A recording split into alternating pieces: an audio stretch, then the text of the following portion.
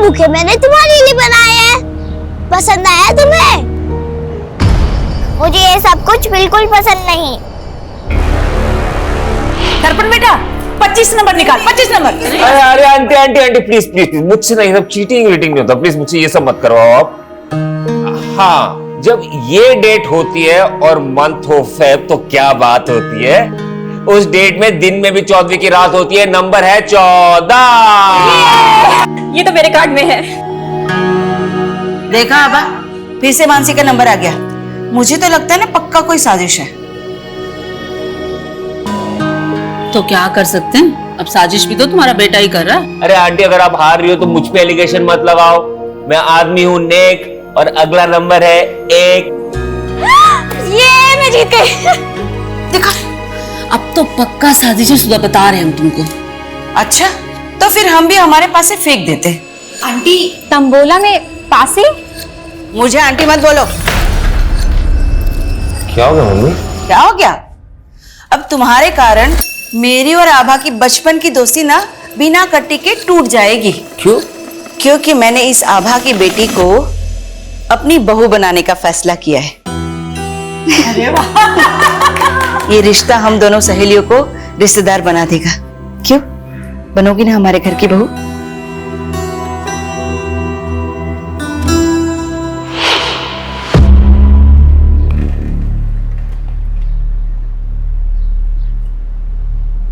Neha, happy Valentine's day!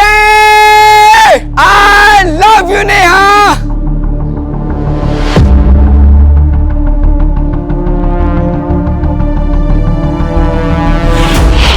अपनी engagement की सारी पिक्चर्स परफेक्टली पोज्ड है ना?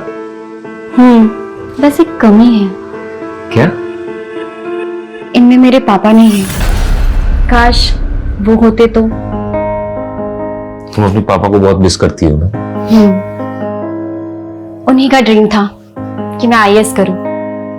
दर्पण, क्या हम शादी पोस्टपोन नहीं कर सकते? शादी के सेरेमनीज के बीच में मैं एग्जाम की तैयारी कैसे कर पाऊंगी? आई अंडरस्टैंड मानसी, लेकिन मम्मी का ये कहना है कि ये परफेक्ट मुहूर्त है शादी के लिए। देखो, हम दोनों मिलके ना कुछ एक अरेंजमेंट। भैया आपसे I'm sorry, मुझे नहीं पता था भाभी आप यहाँ हो। कोई बात नहीं, मैं तुम्हें कॉल करती हूँ। बाय दीपक। बाय। क्या बात है? बहुत प्रॉब्लम हो रही है, बिजनेस में कोई ग्रोथ ही नहीं है। भाई ग्रोथ तो तभी होगी ना जब गर्लफ्रेंड के साथ पूरा टाइम स्पेंड नहीं करके काम पे ध्यान देगा तू। ऐसा नहीं है भैया, काम पे ध्यान दे रहा हूं मैं, वो बस थोड़ी इन्वेस्टमेंट की जरूरत है। दीपक, अब तू भाई को मक्खन लगा रहा है? मैं ऑलरेडी इतना इन्वेस्टमेंट कर चुका हूं तेरे धंधे में, 25% भी उसका रिटर्न नहीं आया है। पर रिटर्न आएगा, थोड़ा टाइम लगता है ना, और इस बार थोड़ी इन्वेस्टमेंट की जरूरत है, बस 5 लाख रुपए चाहिए। 5 लाख? 5 लाख रुपए कहां से आएंगे? हाँ, अरे पता है ना तेरे भाई की शादी है, कितने खर्चे लगेंगे उसमें? माँ शादी है तो दहेज भी मिलेगा ना। और मानसी भाभी के घर वाले 5 लाख रुपए नहीं दे सकते। ये दीपक क्या बकवास कर रहा है? तू बोलना क्या चाह रहा है? मानसी की फैमिली से भी हम लोग दहेज लेंगे? भैया मेरा वो मतलब नहीं। एकदम निकम्मा है तू। हम लोगों का नाम डुबाना चाहता है क्या? हाँ मैं ही डूब रहा हूं आप लोग का नाम ना यहाँ पे, और भैया बहुत रोशन कर रहा है आप लोग का नाम। कराओ इनकी शादी और देखो मेरी बर्बादी। ये लड़का पता नहीं कब सुधरेगा।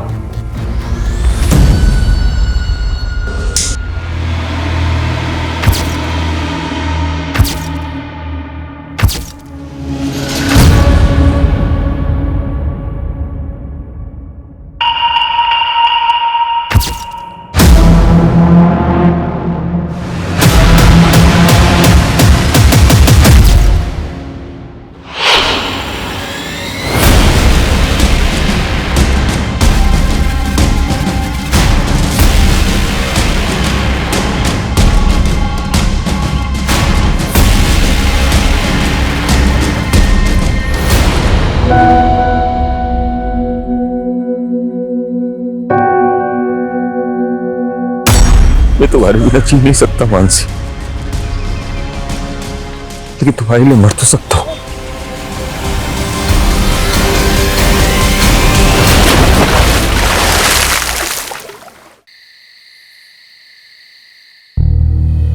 क्या हुआ दर्पण?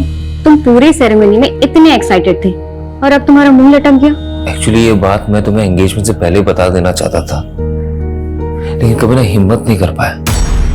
लेकिन अब लगता है कि अगर चुप रहा तो इस रिश्ते को आगे नहीं बढ़ा पाऊंगा। ऐसा क्या हुआ है दर्पण? देखो, उससे पहले ना मेरी जिंदगी में एक लड़की थी, लेकिन अब हम दोनों के बीच में कुछ नहीं है, हमारा ब्रेकअप हो गया है। वो सिर्फ मेरा पास्ट था, तुम मेरा प्रेजेंट हो। अब हम दोनों के बीच में कोई नहीं आएगा। तुम्हारे कल से मुझे कोई फर्क नहीं पड़ता, क्योंकि आज तुम सिर्फ मेरे हो।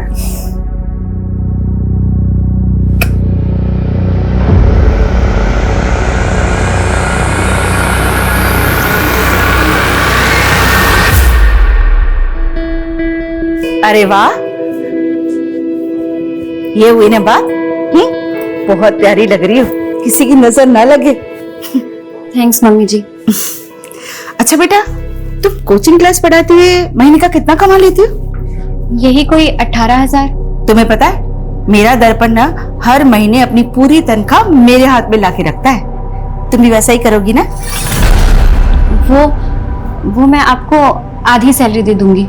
आधी क्यों? क्योंकि अब मेरी दो मम्मी जी हैं, तो अपनी आधी सैलरी मैं अपनी मम्मी जी को दूंगी। देखो बेटा, आभा ने तो तुम्हारा कन्यादान कर दिया है ना। अब तो तुम इस घर की गृह लक्ष्मी हो, इसलिए तुम अब से पूरी की पूरी तनख्वाह ना मुझे ला कर देना, ठीक है? जी मम्मी जी।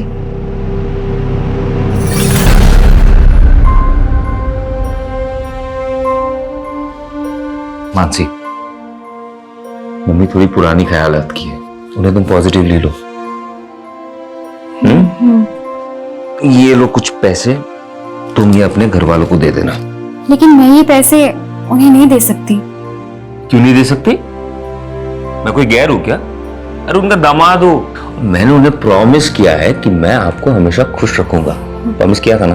हाँ, चलो इसे रखो और अभी स्माइल कर दो, प्लीज प्लीज प्लीज।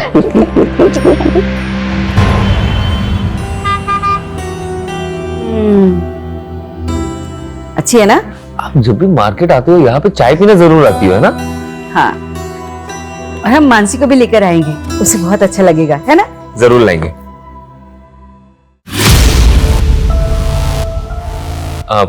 माँ आप चाय पियो, मैं बस 1 मिनट में आया।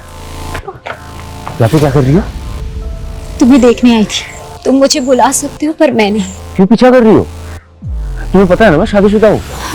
मेरे पापा के गुस्से की सजा मुझे मत दो। बातों का अब कोई फायदा नहीं कोमल, मैं अपनी शादी से खुश हूँ।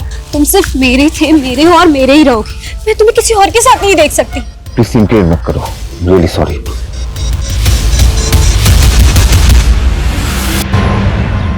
सर, मैं यहाँ सालों से पूरी डेडिकेशन के साथ कोचिंग दे रही हूँ और आपने मेरी आधी सैलरी काट ली। देखो मानसी, तुमने अपनी शादी के लिए 10 दिन की छुट्टी ली थी, तब मैंने 1 पैसा नहीं काटा। लेकिन उसके बाद तुमने यूपीएससी एग्जाम के लिए और 15 दिन की छुट्टी ले ली। लेकिन सर, ये छुट्टी तो आपने मुझे खुद दी थी और कहा था कि एग्जाम की तैयारी मैं अच्छे से करूं। हाँ दी थी, क्योंकि मुझे लगा था कि तुम अच्छे रैंक से पास हो जाओगी तो यहाँ ज्यादा से ज्यादा स्टूडेंट्स आकर तुमसे पढ़ेंगे। लेकिन तुमने तो एग्जाम भी क्लियर नहीं किया। अब मेरा फायदा नहीं होगा तो मैं तो पैसे काटूंगा ही ना। अरे मानसी, अपनी शादी में इनवाइट नहीं किया मुझे, अब तक नाराज हो? Naman please stop bothering me.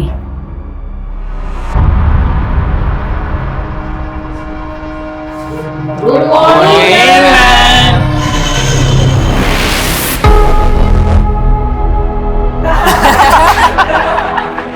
Madam का हनीमून। युवराज, प्रतीक, न्यूटन का थर्ड लॉ पता है क्या है? मैम, न्यूटन का थर्ड लॉ? न्यूटन का थर्ड लॉ है every action there is equal and opposite reaction. गंदा सोचोगे तो गंध ही मिलेगी।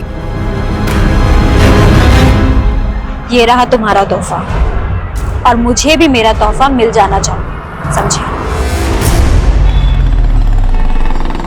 दर्पण, मैं खाना बना रही हूँ। I will call you back. माँ, बाबा और दीपक तो शादी के फंक्शन में गए हैं ना, तो फिर खाना किसके लिए बना रही हो? तुम और मैं है ना। मानसी, तुम्हें पता नहीं है क्या? स्पेशल नाइट है, शादी के बाद हमारा पहला वैलेंटाइन है। मैं इन सब डेज पे बिलीव नहीं करती। तो क्या हुआ? मैं तो मानता हूं ना। देखो, मैंने ना तुम्हारे लिए एक सरप्राइज प्लान किया है। पर दर्पण,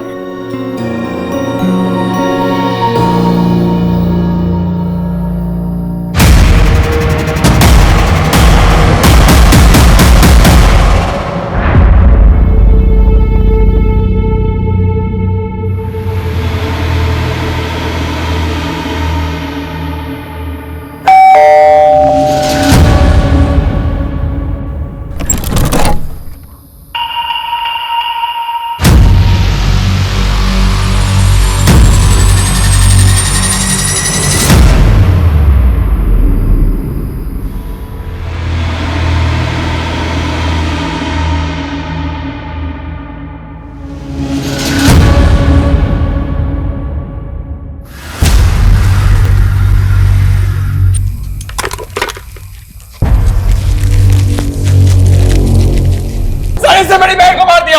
क्या बकवास कर रहा है पुलकित? सही तो बोल रहा है मेरा बेटा। सर इन्होंने हमसे दहेज मांगा था, हम लोग नहीं दे पाए तो मार दिया मेरी बेटी का। सर कैसी बातें कर रही है तू आबा? तेरी बेटी को मैंने अपनी बेटी की तरह माना। बात बोल। सर इसने, मेरी बेटी के पति ने मैं इसे छोड़ोगे नहीं। इसने मेरी बेटी को मारा, मैं इसे छोड़ोगे नहीं।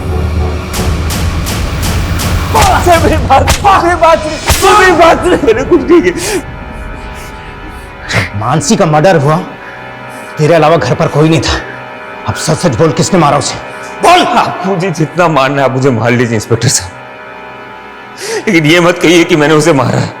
सर, इसके बाप ने इसकी जमानत करवा ली है।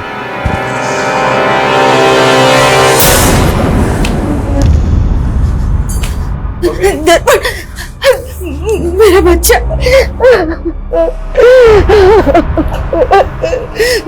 मां फिक्र मत करो, मानसी के घर वाले कुछ नहीं कर पाएंगे। मेरी बात हुई है लॉयर से, वो सब संभाल लेगा।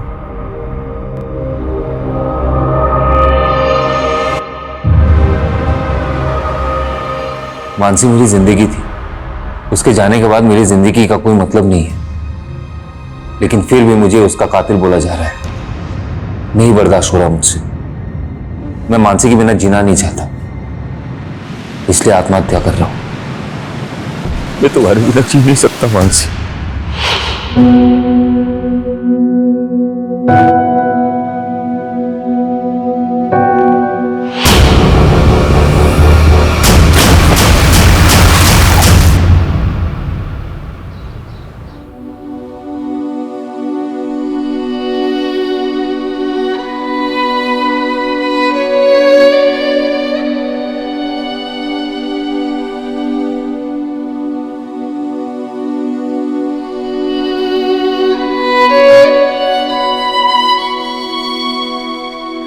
10 साल हो गए हैं जब से ये दोनों गए हैं ना, जैसे जीवन की खुशियां ही चली गई।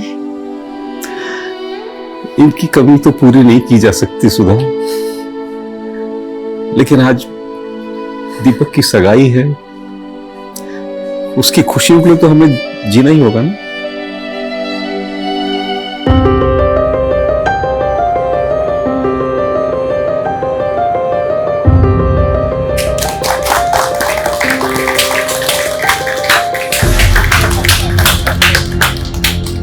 वाह सुधा वाह, मेरी बेटी की जिंदगी बर्बाद करके अब दूसरे के घर की बेटी की जिंदगी बर्बाद करने चली है।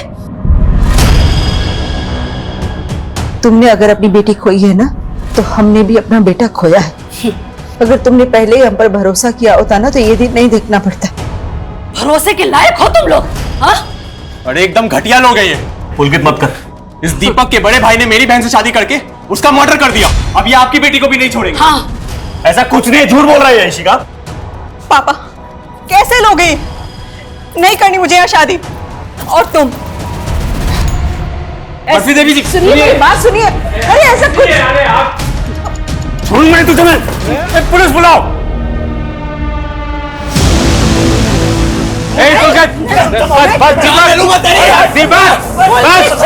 झगड़ा नहीं करना।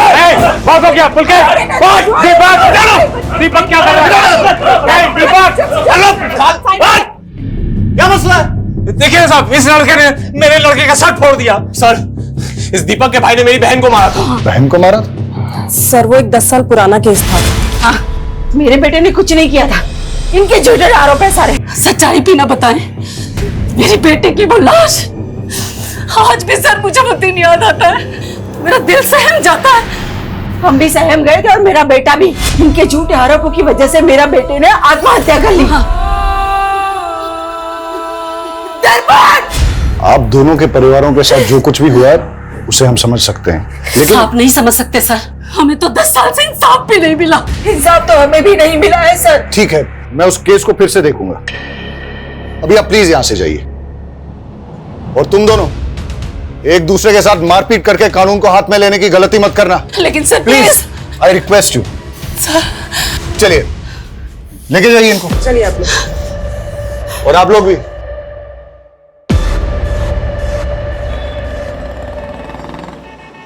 हेलो। हाँ हाँ सुधा, अरे कहाँ हो तुम? मैं बाजार आई थी सब्जियां लेने के लिए, घर में एक भी सब्जी नहीं थी। अरे तो इतनी रात को जाने की क्या जरूरत थी? यहाँ घर में कुछ ना कुछ फ्रिज में रहता ही है ना। अरे आप तो खा लेते, लेकिन दीपक नहीं खाने वाला ना, उसके तो 100 नखरे हैं। हाँ अरे लगता है दीपक आ गया। तुम भी जल्दी आओ, मैं देखता हूँ दरवाजे पे। ठीक है। आज सुबह ना खीर बनाई है मैंने, आपकी सास को बहुत पसंद है ना, लेते जाइएगा उनके लिए। अरे हाँ दीदी, आपके हाथों की खीर की बहुत तारीफ करती है मेरी माँ जी। अच्छा आज खिला भी दीजिएगा।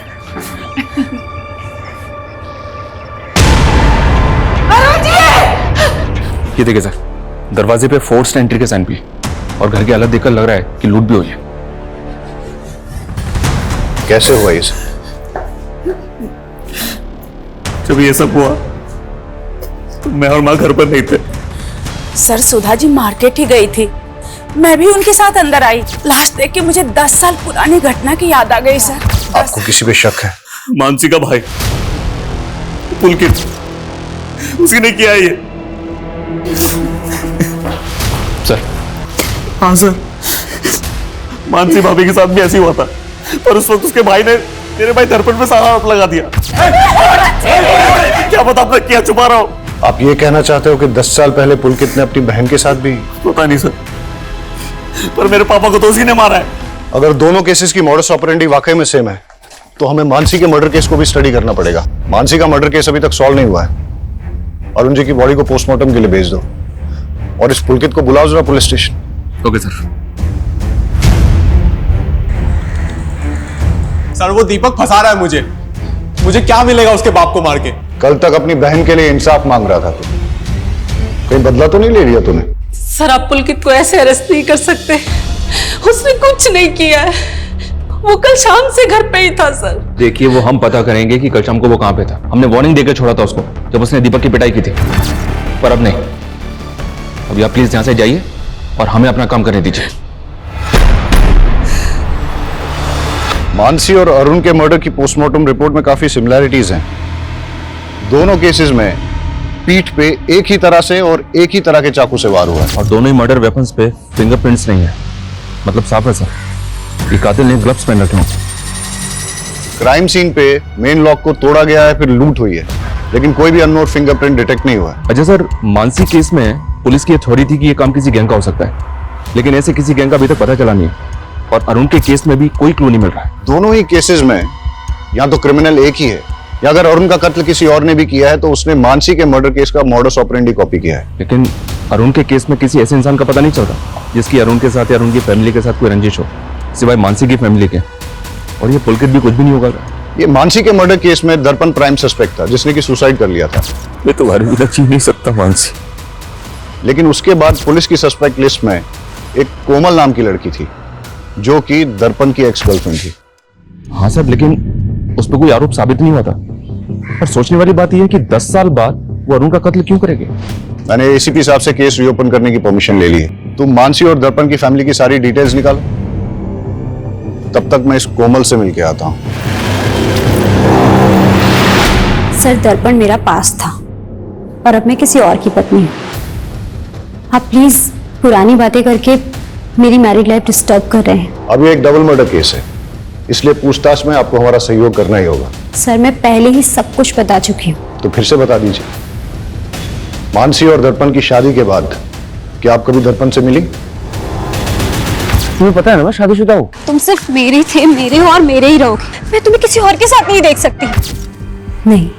10 साल पहले वैलेंटाइन डे की रात को जब मानसी का मर्डर हुआ तब आप कहाँ थे? सर मुझे नहीं याद है, और मैं भला मानसी को क्यों मरवाऊंगी। ये रहा तुम्हारा तोहफा, और मुझे भी मेरा तोहफा मिल जाना चाहिए।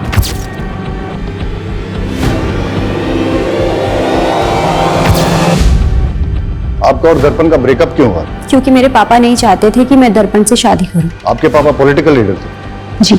मानसी के मर्डर और दर्पण के सुसाइड केस की इन्वेस्टिगेशन का रडार जब आपके ऊपर आया, उसके बाद उन्होंने काफी कुछ मैनिपुलेट करने की कोशिश की थी। सर मेरे ऊपर झूठे आरोप लगाए गए थे, मेरे कैरेक्टर पे उंगली उठाई जा रही थी। इनफैक्ट आप समझ भी नहीं सकते कि मैंने क्या क्या सहा था, पर लास्ट में मेरे खिलाफ कुछ साबित नहीं हो पाया। मानसी का मर्डर केस अब रीओपन हुआ है। अगर आपके स्टेटमेंट में कुछ भी झूठ निकला तो फिर आप देख लीजिएगा।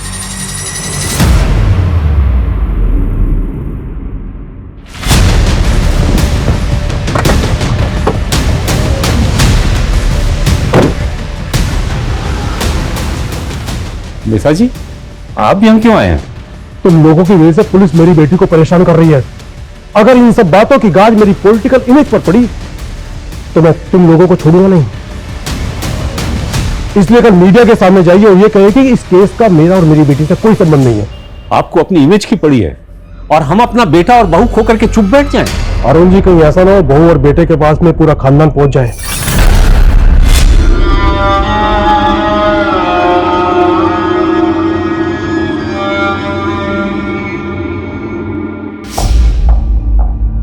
मेरी बेटी की अच्छी सास बनने का नाटक तूने बहुत कर लिया सुधा।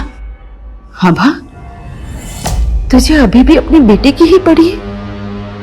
अरे मैंने तो अपना बेटा, अपनी बहू, अपने पति तक को खो दिया है। तुझे याद है हम दोनों ने अपने बच्चों के लिए कई सपने देखे थे। वो सब एक छलावा था। मेरी बेटी की हाय लगेगी तुझे, और तुझे तेरे किए की सजा जरूर मिलेगी, देख लेना। मतलब ये सब कुछ सिर्फ बेटा? उसे अंदर भेज के ये मत सोच लेना कि मैं झुक जाऊंगी। उसे तो मैं छुड़ा ही लूंगी, लेकिन तुझे कहीं का नहीं छोड़ूंगी, याद रखना।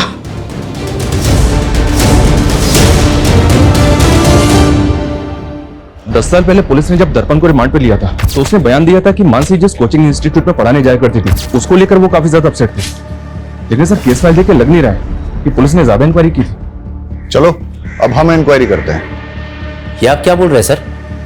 10 साल हो गए, मानसी का कातिल पकड़ा ही नहीं गया? क्यों, आपको नहीं मालूम कि केस अभी तक भी ओपन है? नहीं सर। आई होप आपको मानसी से जुड़ी 10 साल पुरानी बातें याद हों। जी कुछ कुछ। मानसी को आपसे कोई प्रॉब्लम तो नहीं थी? मुझसे? अब मेरा फायदा नहीं होगा तो मैं तो पैसे काटूंगा ही ना। नहीं सर। उनके पति ने स्टेटमेंट दी थी कि उनको इंस्टीट्यूट में किसी बात से स्ट्रेस था। ऐसा कुछ हुआ था इंस्टीट्यूट में 10 साल पहले? हाँ सर, एक बात है, मानसी ने इंस्टीट्यूट के 2 स्टूडेंट्स की कंप्लेंट की थी। कंप्लेंट? कैसी कंप्लेंट? मैडम का हनीमून। एक्चुअली तब मानसी नहीं चाहती थी कि उन दोनों पे कोई पुलिस कंप्लेंट हो या उनका करियर बर्बाद हो, लेकिन हाँ मैंने उन दोनों को रेस्ट्रिकेट कर दिया था। आप हमें उन स्टूडेंट्स के नाम, फोन नंबर और एड्रेस दे दीजिए, और मानसी 10 साल पहले जिन जिन स्टूडेंट्स को पढ़ाती थी उन सब की डिटेल्स भी दीजिए।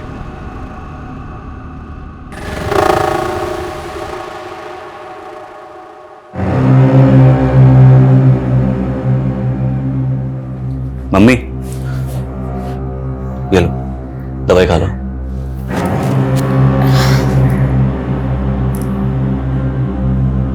ये लो।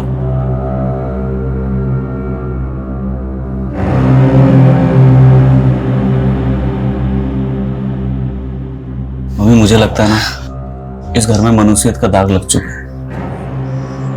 हम एक काम करते हैं, इस घर को बेच देते हैं और कहीं और जाके फिर से नई जिंदगी की शुरुआत करते हैं। Mummy mummy mummy mummy mummy अब ठीक?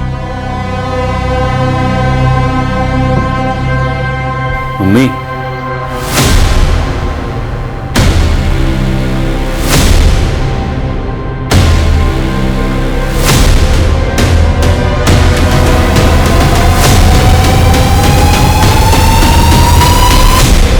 सर हम मानते हैं कि हम उस टाइम पे थोड़ा शरारती थे, लेकिन शरारती बालिग थे तुम। क्लास में न्यूड स्केच ड्रॉ किया और अपनी टीचर पर अभद्र कमेंट लिखा।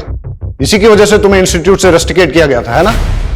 और हो सकता है कि बदला लेने के लिए तुमने मानसी को। नहीं सर, माना तब हमसे गलती हो गई थी सर, लेकिन हमने कोई क्राइम नहीं किया सर। औरतों पे अभद्र टिप्पणी करना, 10 साल पहले तो इसमें बेल भी हो जाती थी, अब तो बेल भी नहीं होती इसमें। सर लेकिन क्या सबूत है कि हमने ही मानसी मैम को मारा था? 10 साल बाद तुम दोनों को ढूंढ लिया ना, सबूत भी ढूंढ ही लेंगे। इन दोनों लड़कों के पिछले 10 साल की हिस्ट्री निकालो। सर लेकिन ये दोनों लड़के मानसी के ससुर अरुण को जानते तक नहीं, तो फिर ये अरुण को क्यों मारेंगे? लेकिन दोनों के पास मानसी को मर्डर करने का मोटिव है। अब तो इन्वेस्टिगेशन में आगे जाके ही पता चलेगा कि दोनों केसेस में क्रिमिनल सेम है या दोनों केसेस अलग अलग है। सर पिछले 10 साल का सबसे बड़ा राज तो हमारे सामने आया ही नहीं। कौन सा राज? मैंने इन दोनों फैमिलीज का पिछले 10 साल का ब्यौरा निकाला। मानसी की बहन श्रद्धा की शादी मानसी की मौत के महज 25 दिन के बाद हो गई थी। अक्सर लोग फैमिली मेंबर की डेथ के बाद तकरीबन 1 साल तक कोई मांगलिक कार्य करते नहीं है। लेकिन श्रद्धा की शादी का इस केस से क्या लेना देना? श्रद्धा के CDR में एक अनाथाश्रम का नंबर मिला सर, यहाँ श्रद्धा पिछले 10 साल से आ जा रही है। आश्रम में इंक्वायरी की तो पता चला कि श्रद्धा वहां मानसी की बेटी से मिलने जाती है। मानसी की बेटी? सर वो मानसी दीदी नहीं चाहती थी कि किसी को ये बात पता लगे। लेकिन इसके बारे में आपके माँ या भाई ने भी कभी कुछ ऐसा बताया नहीं हमें। सर उन्हें बदनामी का डर था, लेकिन सच बात तो ये है कि दर्पण जी से शादी करने से पहले ही दीदी ने उस लड़की को जन्म दिया था। लेकिन इस बात का उनके मर्डर से कोई लेना देना नहीं हो सकता। ये आप डिसाइड नहीं करेंगे, आप हमें सिर्फ इतना बताइए कि उस बच्ची का पिता कौन है। नमन झा, वो दीदी के साथ इंस्टीट्यूट में पढ़ाते थे। मेरे और मानसी की बेटी? क्या मजाक कर रहे हैं सर, हम दोनों तो सिर्फ कलीग्स थे, यहाँ तक कि दोस्त भी नहीं थे सर। कमाल है, फिर भी मानसी को लव लेटर्स और गिफ्ट्स भेजा करते थे। ये मानसी की बहन ने दिखाया हमेशा। वो सर मैं मानसी को पसंद करता था, लेकिन प्यार सर एक तरफा था मेरा। फिर बच्चा कहां से आया? सर वही तो मैं बोल रहा हूं, मेरे और मानसी के बीच फिजिकल रिलेशन था ही नहीं, तो बच्चा कहां से होगा? DNA टेस्ट करवाओ इसका।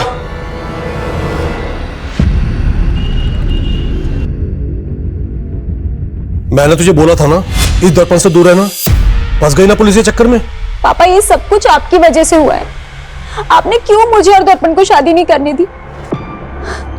उसकी वजह से उसे मानसी से शादी करनी पड़ी और मुसीबत में मैं फंस गई।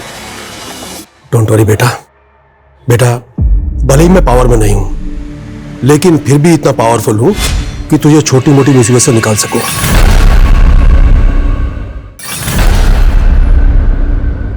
सरप्राइज।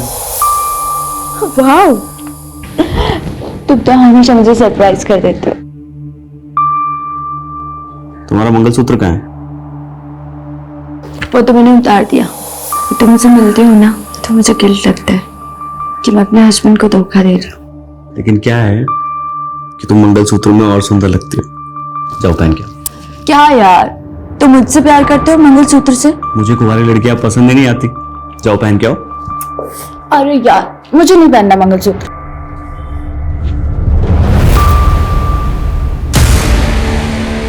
इधर आओ। बस हो गया हो गया, अच्छी लग रही हो। लड़कियों पे मंगलसूत्र का tag. This is my swag. Sir Naman का DNA तो उस बच्ची के DNA से मैच नहीं हुआ, लेकिन उस बच्ची का DNA मानसी के प्रेजर्व्ड DNA से 50% तक मैच हो गया। जेनेटिक मैच 50%, मतलब बच्ची मानसी की नहीं है, लेकिन मानसी की फैमिली में से ही किसी की है, इसलिए DNA मैच 50% ही मिला है। श्रद्धा ने जो स्टेटमेंट दिया है वो भी गड़बड़ है सर। मर्डर से पहले मानसी रेगुलर इंस्टीट्यूट जा रही थी। अगर तब वो प्रेग्नेंट होती तो सबको पता होता। और श्रद्धा ने ये भी नहीं बताया कि उसकी डिलीवरी कहाँ हुई थी। सर मैं बहुत डर गई थी, मुझे कुछ समझ में नहीं आ रहा था कि मैं आपको क्या जवाब दूं। तो बच्ची आपकी है, लेकिन अनाथ आश्रम के रिकॉर्ड में उस बच्ची की मां का नाम मानसी क्यों है? सर श्रद्धा के साथ धोखा हुआ था, 18 की भी नहीं हुई थी सर, और सिद्धार्थ ने इसकी जिंदगी तबाह कर दी। सिद्धार्थ, मेरी बहन नाबालिग है, तुझ पे रेप चार्ज लगेगा। नहीं दीदी, ये क्या कह रहे हो? सिद्धार्थ मुझसे बहुत प्यार करता है। अरे तुझे ये नहीं दीदी, मैं उससे बहुत प्यार करता हूँ, मैं शादी भी उसी से ही करूँगा। बाद में वो मुकर गया और हम इज्जत के डर से आपके पास नहीं आ पाए और डॉक्टर ने भी इसका अबॉर्शन करने से मना कर दिया। इसलिए दीदी भी टेंशन में थी, तो हमने श्रद्धा को मामा के घर भेज दिया। हम सोच ही रहे थे कि उस बच्ची का क्या करें। मैंने अपनी छोटी बेटी के दाग को छुपाने के लिए अपनी मरी बेटी के नाम का इस्तेमाल किया। कहीं ऐसा तो नहीं कि आपने मानसी को इसलिए मरवाया ताकि उसके साथ साथ आप अपने किसी काले कारनामे का राज भी दफन कर सकें? हम मानसी को मारने के सपने में भी नहीं सोच सकते सर। उसे दर्पण के घर वालों ने मारा है, ये बात मैं आपको लिख कर दे सकती हूँ। सर, ये मानसी मर्डर केस में इतने सारे सस्पेक्ट एक के बाद एक हमारे सामने आए, लेकिन मानसी के भाई बहन और माँ के अलावा। सर, हमारा खबरी इस केस में लूट करने वाले गैंगस्टर्स की इंफॉर्मेशन निकाल रहा था, तो एक प्रोस्टिट्यूट से उसे पता चला कि एक हिस्ट्री शीटर उसका रेगुलर कस्टमर था और उसने नशे में उससे कहा था कि 10 साल पहले किसी नेता ने उसे सुपारी दी थी। कौन सा नेता? सर, ये तो पता नहीं चला, लेकिन सर कोमल का बाप भी नेता था। भले ही मैं पावर में नहीं हूँ, लेकिन फिर भी इतना पावरफुल हूँ कि तुझे छोटी मोटी मुसीबत से निकाल सकूं। और 3 साल पहले उसकी डेथ हो गई। और वो हिस्ट्री शीटर कौन है? सर, बबलू नाम है उसका। मारपीट लूटपाट के केस में कई बार अंदर आ चुका है। उठा के लाओ इस बबलू को। नहीं सर, मैंने कोई सुपारी नहीं ली थी सर। हमको सब पता है, तेरा वो नेता कमलेश चौधरी के कार्यकर्ताओं के साथ उठना बैठना है ना। अब बता, किसकी सुपारी ली थी और किससे ली थी? हाँ सर, मैंने सुपारी ली थी, पर वो मुझे नेताजी ने नहीं, उनकी बेटी ने दिया था। ये रहा तुम्हारा तोहफा और मुझे भी मेरा तोहफा मिल जाना चाहिए। तुझे कोमल ने सुपारी दी थी? हाँ सर, पर सर मैंने किसी का मर्डर नहीं किया सर, मैं तो पैसे लेके भाग गया था। कोई भी मेरा नाम लेगा और आप मान लेंगे मैंने कोई सुपारी नहीं दी है। हमने उस आदमी को इतना तोड़ा कि उसने सब सच उगल दिया। अब आपसे भी सच उगलवाने के लिए ऐसा ही कुछ करें ठीक नहीं रहेगा। सच बोलिए। हाँ, मैंने दी थी सुपारी, पर सर उसने मानसी को नहीं मारा, वो तो पैसे लेके भाग गया था। जिस रात मानसी का कत्ल हुआ उस रात आप कहां थी? देखो मानसी, दर्पण आज भी मुझसे ही प्यार करता है। ये बकवास करने आई हो तुम यहाँ पे? अब सच तो तुम्हें स्वीकार करना ही पड़ेगा। डाइवोर्स दे दो दर्पण को। तुम्हें दोबारा मुझसे मत कहना, निकलो यहाँ से। लेकिन मैंने मानसी को नहीं मारा सर, मेरी गलती सिर्फ इतनी है कि मैंने दर्पण से प्यार किया। अगर आपने मानसी को नहीं मारा तो फिर किसने मारा है? सर, हमने अरुण की बीवी पे नजर रखी थी। वो अक्सर एक कैफे में जाती है और अरुण की हत्या वाली रात भी वो उसी कैफे में थी। वहां की एक फुटेज मिली, ये देखिए। लेकिन सुधा ने तो कहा था उस रात वो सब्जी खरीदने गई थी। मैं सब्जी लेने गई थी, फिर वहां से चाय पीने का मन किया तो चाय पीने चली गई। इसमें कोई हर्ज है क्या? हम बस कंफर्म कर रहे थे सुधा जी। सर, सुधा के सीडीआर के मुताबिक वो ज्यादा किसी को कॉल नहीं करती थी, लेकिन उसके सीडीआर में एक नंबर ऐसा है जिससे वो लगातार टच में थी। किसका नंबर है ये? सुधाकर यादव, आगरा का नंबर है ये। सुधाकर यादव, ये नाम कहीं सुना है मैंने।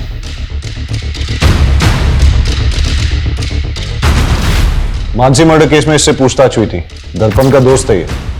मिलते हैं इससे। सर, मैं ही सुधाकर हूं, लेकिन मैंने कभी भी दर्पण की मां को कॉल नहीं किया है। सुधा के कॉल डिटेल्स में ही मिला है हमें ये नंबर। ये नंबर आप ही के नाम पे है ना? सर, मैंने कभी ये नंबर लिया ही नहीं है। ये नंबर आपके आईडी पे लिया गया है। आपने नहीं लिया तो किसने लिया है? सर, मुझे कुछ समझ में नहीं आ रहा है। आपने अपने ओरिजिनल डॉक्यूमेंट्स कभी किसी को दिए? यार दर्पण, पक्का मेरा काम हो जाएगा कृषि विभाग का। यार, मानसी के फादर भी कृषि विभाग में थे। मानसी को वहां पे सब लोग जानते हैं, मुझे नहीं लगता कोई प्रॉब्लम होगा।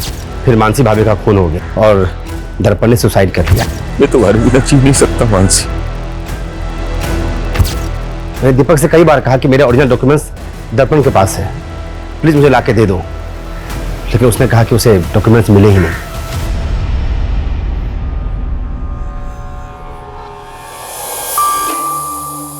इतना ही पसंद है तो अपने नाम का मंगलसूत्र क्यों नहीं बना लेते? तू पागल हो गई है क्या? शादी कुंवारी लड़कियों से की जाती है। कल तक तो तुम्हें शादीशुदा लड़कियां पसंद थी, अब कोई और पसंद आ गई क्या? क्या हो गया तुझे? जैसे चल रहा है वैसे चलने दो ना। नहीं चलेगा, अब मैं तुम्हारी बातों में नहीं आने वाली। मुझे मना करेगी? सुधाकर के बयान से लग रहा है कि उसके नाम पे लिया गया नंबर और कोई इस्तेमाल कर रहा है। नंबर ट्रेस पे डालो और पता करो कौन इस्तेमाल कर रहा है ये नंबर। सर अंजलि होटल में दर्पण के भाई दीपक ने एक लड़की को मॉलेस्ट करके उसकी जान लेने की कोशिश की। सर वो दोस्त थी मेरी, मैं हाथ नहीं उठाना चाहता था उस पर गुस्से में कंट्रोल नहीं होता मुझसे। और सेक्सुअल डिजायर भी कंट्रोल नहीं होता तेरा। दर्जनों अफेयर थे तेरे।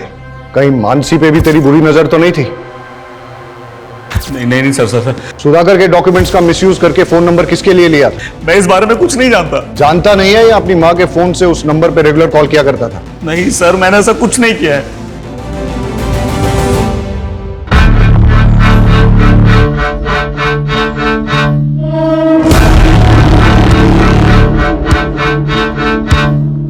वेटर,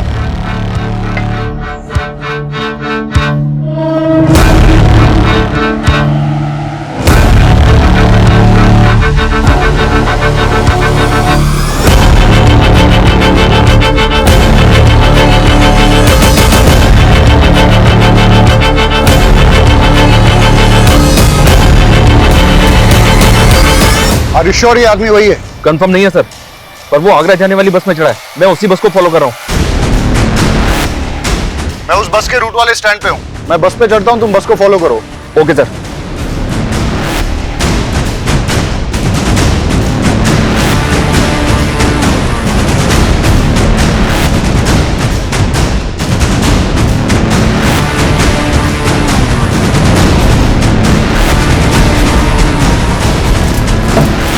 मुझे ऐसा लगता है मैंने आपको कहीं देखा है। जी नहीं, मैं तो आपको नहीं जानता। अब मेरा स्टॉप आ गया है। Excuse me. भैया रुक जाओ, मेरा स्टॉप आ गया है। अरे भैया जल्दी रुको ना यहाँ पे। हेलो, गाड़ी रोको।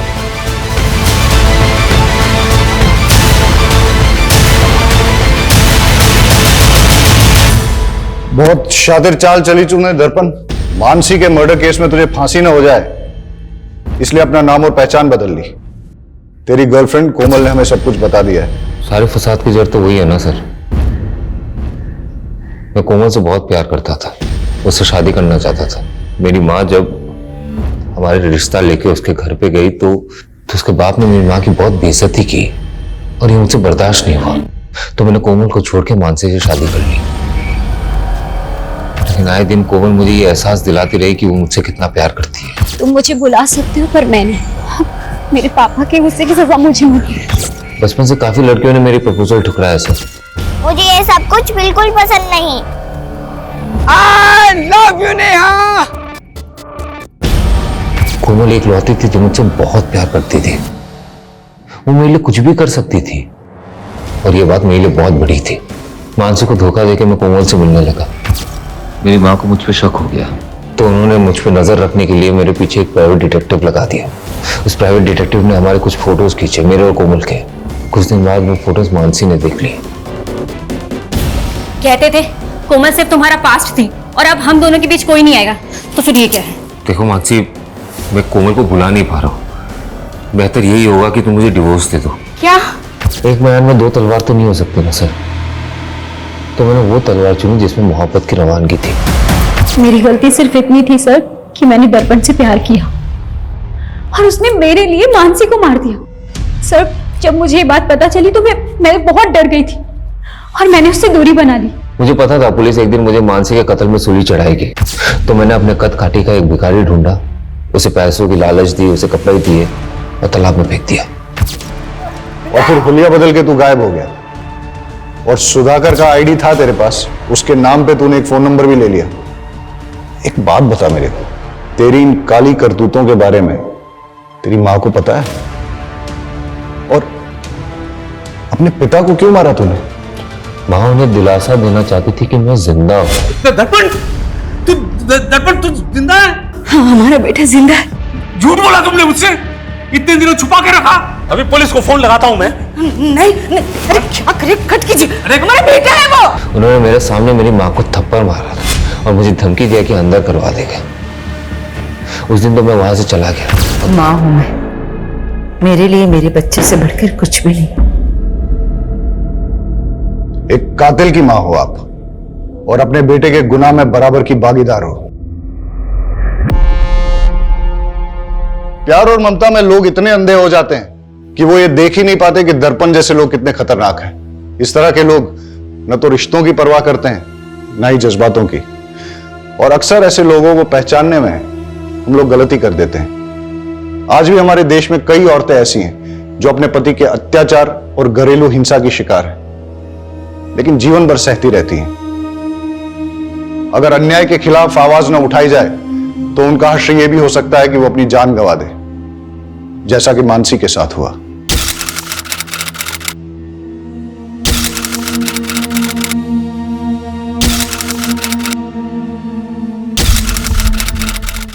क्राइम पेट्रोल के ऐसे ही मजेदार एपिसोड्स देखने के लिए हमारे चैनल को सब्सक्राइब करें